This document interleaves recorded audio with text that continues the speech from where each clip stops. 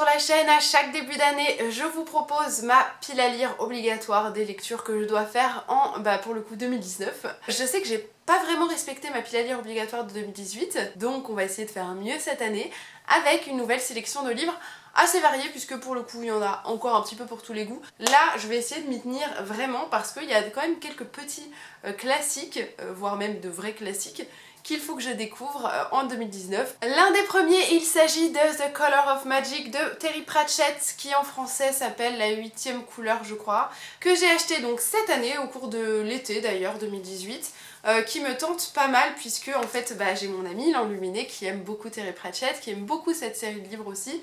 Et du coup forcément elle m'a donné envie et on va pas se mentir, les livres sont très beaux.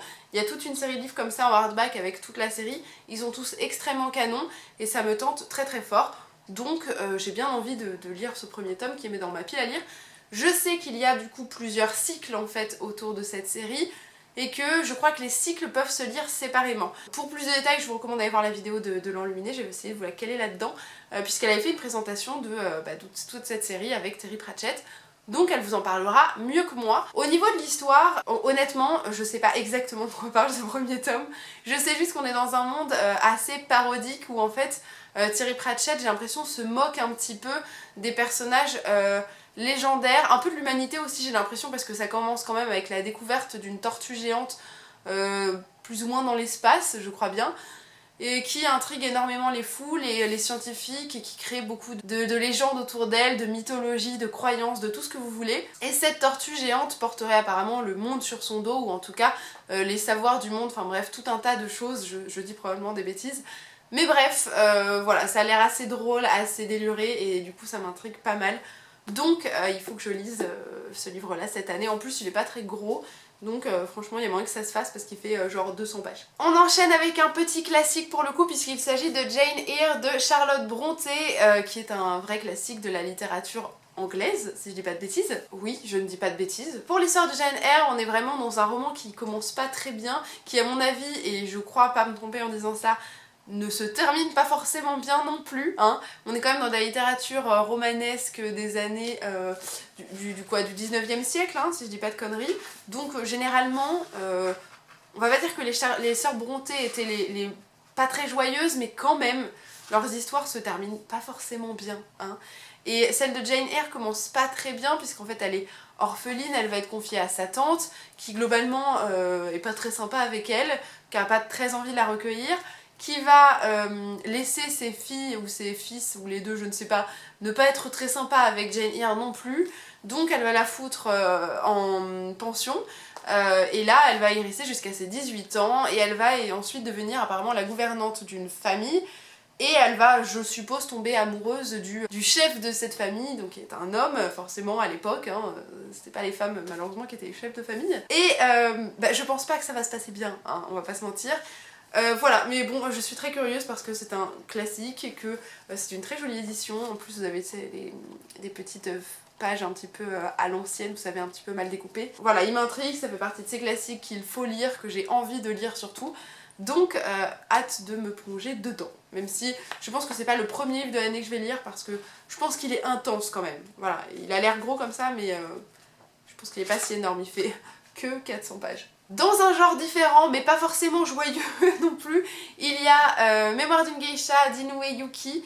Et alors je sais pas si Inoue Yuki c'est son histoire, non je crois pas que ce soit son histoire, mais elle vous raconte l'histoire de geisha. Voilà, hein, ça se comprend avec le titre plus la couverture. Elle vous raconte donc l'histoire de, comment elle s'appelle-t-elle, Kinu Yamaguchi, qui va être vendue à l'âge de 8 ans à une okiya pour un apprentissage de geisha, hein, voilà.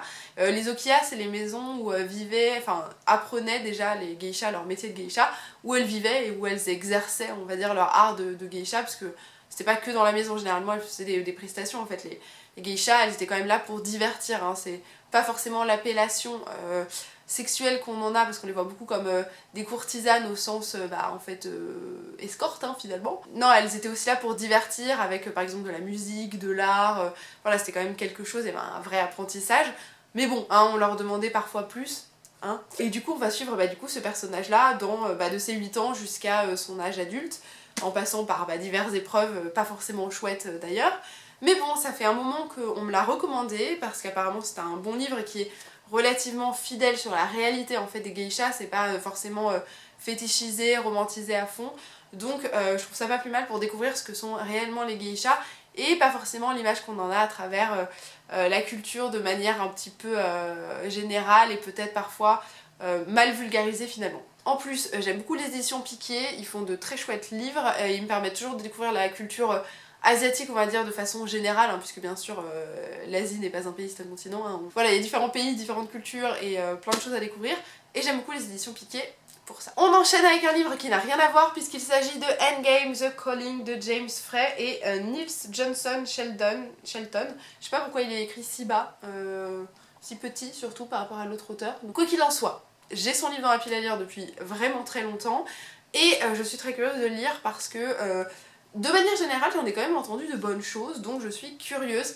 Je crois qu'on est plutôt sur un livre de... Alors je sais pas si on est sur de la fantasy ou sur de la science-fiction, ça pourrait être les deux.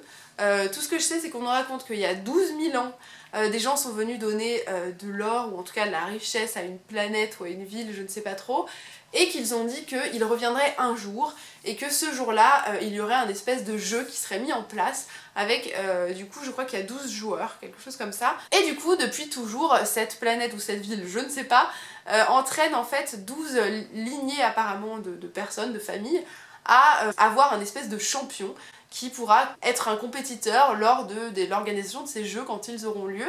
Donc ça fait des générations et des générations et des générations que ces familles se préparent à l'arrivée de ce jeu. Et évidemment, dans cette histoire, les jeux vont commencer, hein, bien sûr, sinon ce serait pas intéressant. Et on va suivre donc 12 joueurs qui sont mis en compétition en fait pour remporter apparemment de l'or, une forte richesse, je ne sais pas trop, et c'est un jeu sans foi ni loi, vous n'avez pas de règles, et donc j'imagine que tout est permis pour remporter le jeu, et le but du jeu c'est de retrouver 3 clés qui sont disséminées ici et là, et apparemment le premier tome, on recherche la première clé. Voilà. Je suis heureuse de ce livre parce que ça fait très longtemps que je l'ai, j'avais voulu l'acheter, je me souviens à plusieurs reprises quand je l'avais vu en magasin, et voilà, il est temps que je m'y mette, ça fait un moment qu'il traîne dans la pile à lire et souvent je l'oublie.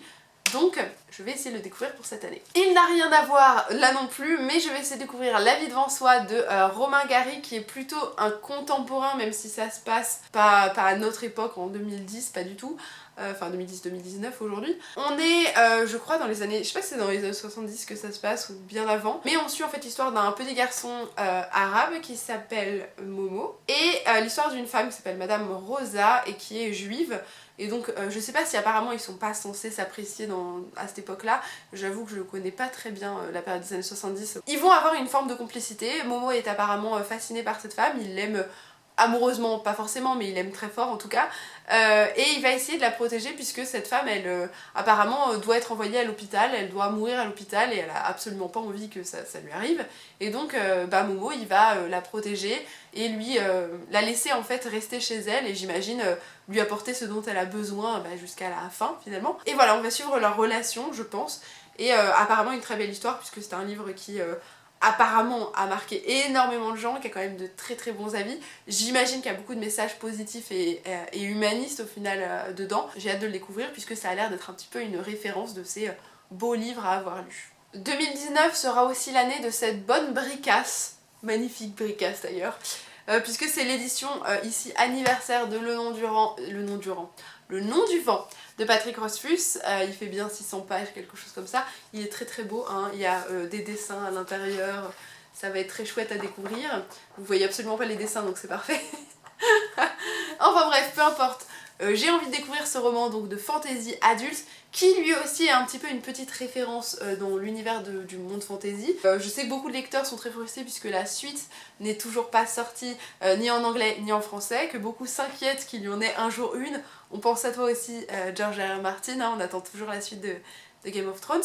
Mais bon, hein, j'ai quand même hâte de me plonger dans ce premier tome, parce que du coup j'ai de la marge avant le deuxième. On est donc dans un bon roman de fantasy adulte.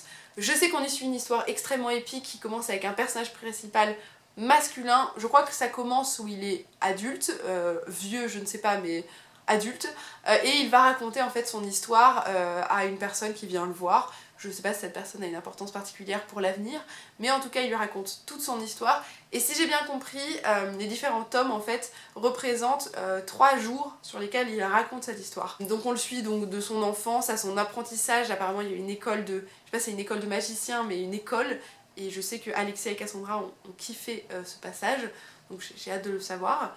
Voilà, j'ai beaucoup d'amis qui l'aiment très très fort ce livre, donc pour la 50e fois, j'ai hâte de le découvrir. Et on termine la pile à lire de l'année 2019 avec du Stephen King, puisque nous avons Marche ou crève de Stephen King, qu'il avait donc publié sous un autre nom, visiblement, qui est là un livre plutôt de science-fiction, je ne sais pas, ou pas peut-être d'ailleurs, puisqu'on suit un jeune homme qui va participer à une marche qui est télévisée, qui est très célèbre apparemment, mais surtout très dangereuse puisque globalement il n'y a pas de règles et que si vous arrêtez de marcher, comme le dit le titre, visiblement vous en sortez pas très bien. Donc je sais pas trop ce qu'il en est, je sais pas pourquoi il marche, je ne sais pas ce qui se passe pendant cette marche, mais je suis très intriguée par ce livre. Et dans un autre registre de Stephen King, je pense qu'on est plus dans du bon gros thriller avec Jessie, puisqu'on suit l'histoire d'une femme qui apparemment a un mari un petit peu spécial ou avec un appétit sexuel assez particulier, j'imagine assez violent aussi. Visiblement, l'une de ces soirées va mal tourner puisque au matin,